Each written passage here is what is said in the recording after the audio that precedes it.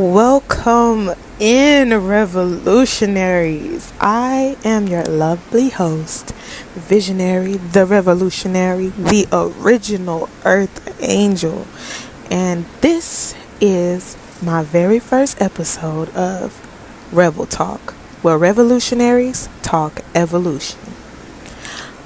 I created this podcast because I believe real change starts with truth above all else. Truth about ourselves, truth about our history, and very importantly, truth about the world around us. This space is about breaking cycles, expanding our vocabulary, and reclaiming power. Every week, Mondays at 5:55 p.m., we will explore a word that sparks conversation, connect it to our past, look at the present, and close with wisdom from those who came before us. Because you can't know where you're going without knowing where you've been. Come on, somebody give us a hallelujah. Amen. So, without further ado, let's get into it. Our very first word of the day is one that defines so much of our history and still influences our world today. Slavery.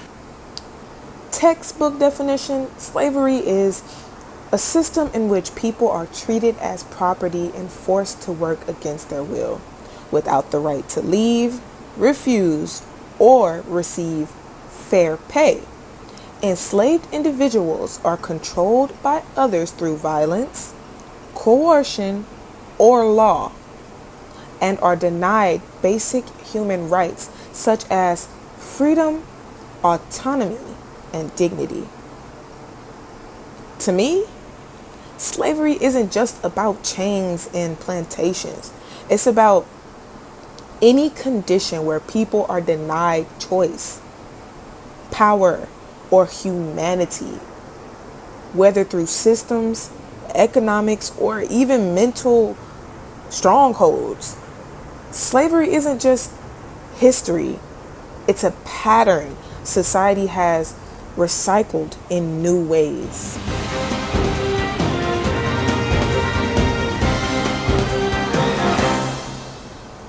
This just in: slavery has never disappeared.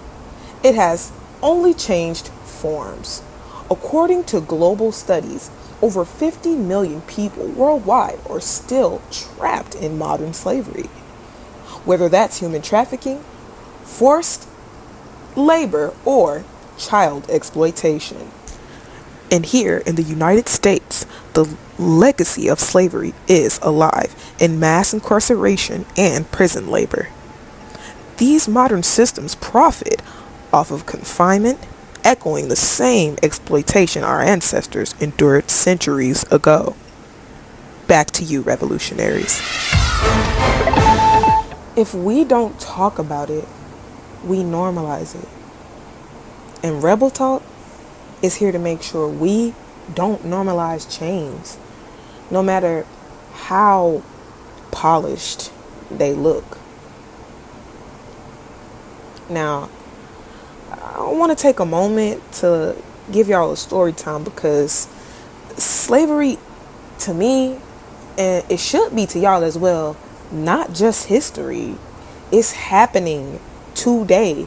And I've been feeling it personally, as well as hearing from all of you on TikTok. Over the past week, I've been talking with revolutionaries on TikTok.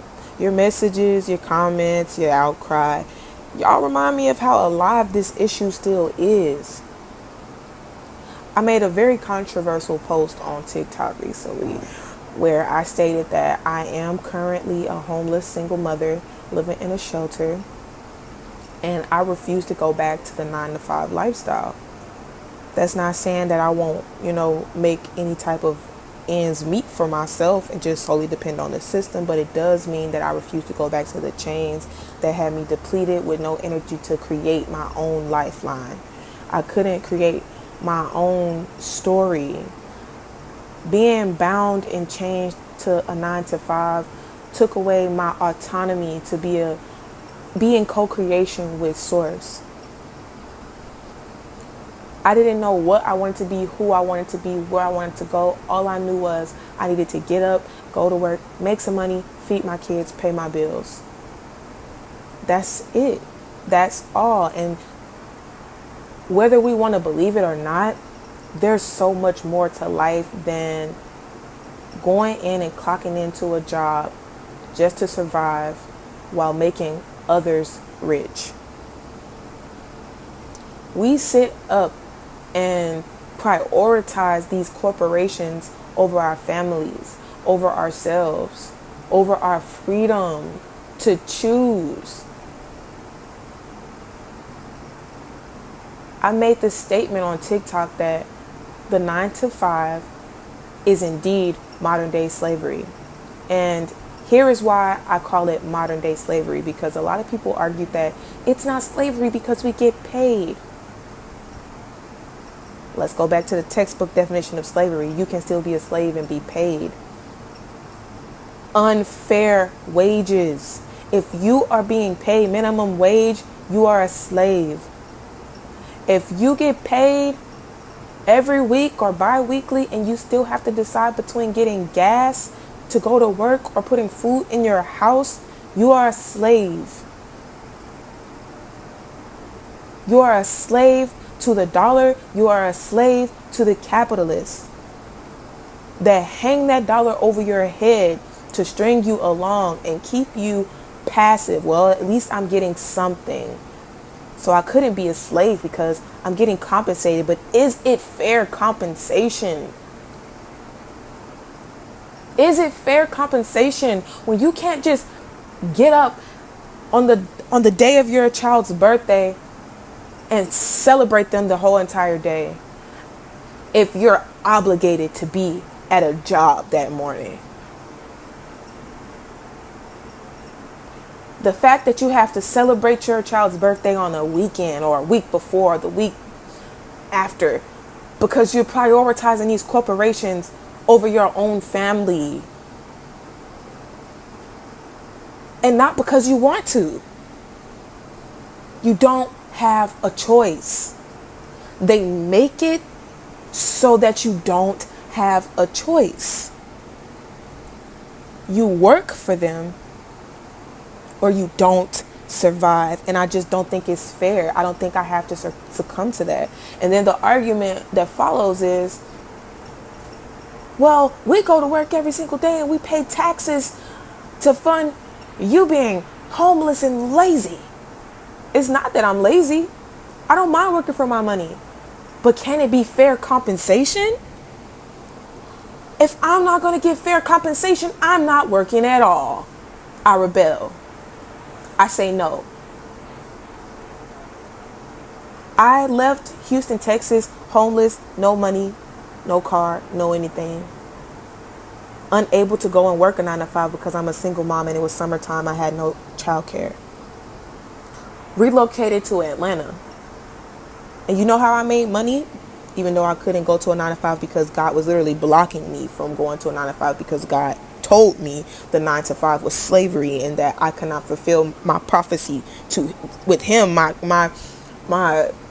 contract, my soul contract with him being binded to the corporations of Babylon. I had to be free.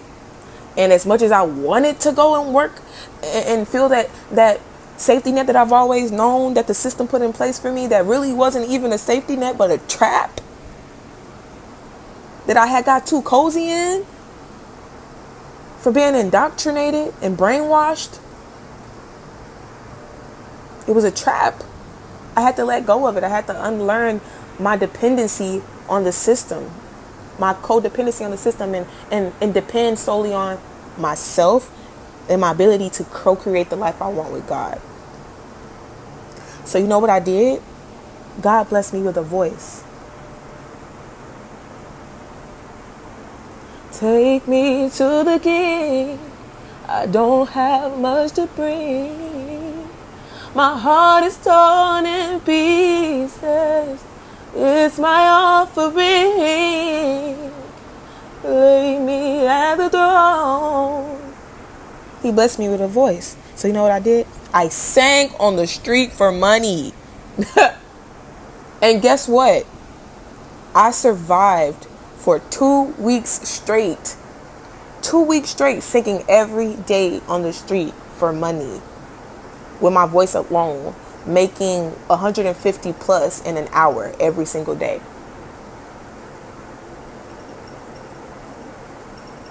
Paying for hotels because the shelter system is literally failing us. Your tax dollars are going to these shelters that don't even, it's not even enough space, and they're actually creating more homelessness. Like, I'm not even gonna get into that because that's a whole nother story in itself, but God used that moment in time to show me that there are indeed other ways than bending to the will of the system to make money and survive. As long as I trust in Him, He showed me that. Now, as far as your taxes, your tax dollars, first of all, 41% of our state and local tax dollars are poured into infrastructure and development. It's not going directly to people in need. Who is actually benefiting from this infrastructure and development? Not the working class, not the poor, definitely not the homeless. It's rich neighborhoods and corporations being built up while our kids are still learning in schools without supplies, while we're riding pissy subways and buses for $3 a ride when it should be free. Meanwhile, when people complain about their tax dollars going to the homeless, here's the truth.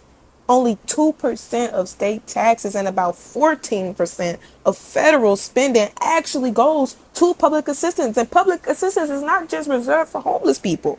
That's spread across the working class as well.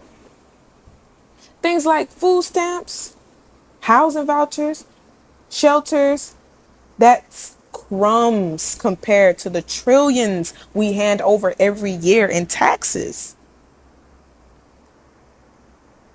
Now, let's talk healthcare, because Medicaid takes up about 15 to 16% of state budgets and nearly 800 billion nationwide. But what are we really getting? Medicaid is bare minimum. No dental, no vision, no real medicine, and still 1 in 3 low-income adults are underinsured. That means they technically have coverage, but it doesn't actually protect them. So people are paying into a system that leaves them bankrupt after one emergency room visit. And I'm going to cite my source, PubMed 2023. Go look it up, because I'm definitely not going to sit here and say anything that I haven't researched for myself. And don't let me get started on retirement. We are promised that if we work hard, pay those damn taxes, and follow this bunk ass system, we'll get to rest one day, right? But the truth is nearly half of the working class adults can't retire at 65. And that's not just black people. That's any race that's in the working class. They literally work until they die. And when you break it down by race, black households are 2 to 3 times less likely than white households to have enough savings to retire with dignity. So out of that 50%, the majority of the people that's even able to retire are white. So let's be clear. The working class, black, white, Latino, Asian, we all pay billions to trillions in this system. And what do we get back? Crumbs. Literal crumbs. Meanwhile, the rich collects tax breaks the size of freaking Texas. Corporations get government subsidies, developers get luxury high rises, and we, the people, the working class, we get bills, we get debt, We get the promise of retirement that never fucking comes. This is not freedom. I repeat, people, this is not freedom. This is not democracy. This is slavery in its modern form. We are the labor. We are the fuel. And until we realize that, revolt for what's ours and demand that our taxes actually serve us, the working class will stay chained. Not just with whips this time, but with paychecks, bills, and broken promises. To cite my sources, Urban Institute, Where Do Your State Taxes Go, 2022. Look it up. PubMed, Underinsurance and Low-Income Adults, 2023. Look it up. Economic Policy Institute, Retirement Inequality in America, 2022. Look it up. I will tell you a joke, but I will never tell you a lie. Okay. Listening to you all, I felt it too. I am you. Because a lot of y'all was cussing me out when I said that the 9-to-5 is modern day slavery, but I was speaking from a place of love and letting you guys know, like, I see you, I feel you, I am you, and I want what's best for you at all costs. Y'all cussing me up and down, and I understand. I understand the frustration of realizing that freedom isn't always what it seems. There are invisible chains, systems that keep us in line in ways society tells us what we can and cannot do. And when I realized I wasn't fully free, I got mad too. I got angry. And I know a lot of you are feeling the exact same way that I feel and really don't even know where to direct the anger to. Y'all gonna hate me before y'all love me. It's okay. This isn't just my story. It's a reflection of what millions of people experience today. And naming it, talking about it, that's the first step to reclaiming our freedom. And understanding the past is so important because it's what gives us the power to recognize these modern chains. Now, this brings us right into my next segment. Blessed from the past. Let's look back at history to see how this all started and why it still matters today. In 1619, the first enslaved Africans were brought to Virginia, beginning generations of forced labor that built America's wealth, the wealth that we see today. But beyond the brutality is the resilience. Our ancestors carried language, rhythm, recipes, and spirituality that survived every attempt to erase them. That resilience is why we're still here. That survival is evolution. Got one hand on the cross in the Bible. Devil comes like a thief when you're idle. Take the land, take the man and the title. Reparations. I ain't talking about no dollar. Reparations. And my people want their power. Reparations. When I'm gone, don't give me flowers. Reparations. When you know what's yours is ours.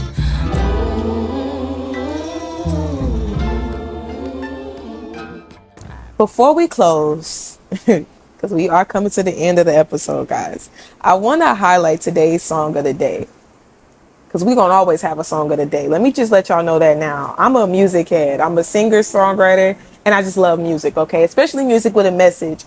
And y'all are going to see that I really do love Kirby. Kirby is literally like at the top of my list because I'm kind of starting over my playlist, basically. I don't want to listen to any more Babylon music. I want to listen to music by independent artists with a message. And if she ain't that, I don't know what is. By the way, go stream Miss Black America on all major platforms. Kirby is and will always be that girl. But I want to highlight today's song, Reparations by Kirby. This song is so powerful because It connects directly to our word of the day, slavery, and the ongoing conversation about justice, repair, and what is owed to descendants of the enslaved. Music has always been part of our resistance and our healing. And Kirby's voice, her voice reminds us that the struggle didn't end with emancipation. It continues, and so does our demand for what's rightfully ours. Now we're going to wrap this up and close this out with a nice old quote from one of the greats that came before us. Frederick Douglass once said, "Knowledge makes a man unfit to be a slave." Hold on, let me read that again because I don't think y'all heard my man. He said, "Knowledge makes a man unfit to be a slave." That's the purpose of this podcast. Knowledge. The more we know, the harder it is for the system to bind us. The more we remember, the freer we become.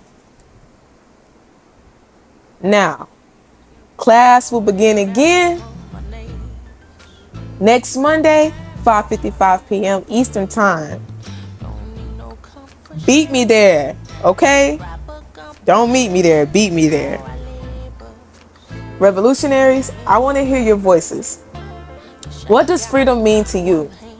Drop your testimony in the comments and I'll highlight one of your truths on the next episode. This is just the beginning. Welcome to Rebel Talk. Stay free, stay revolutionary. Peace.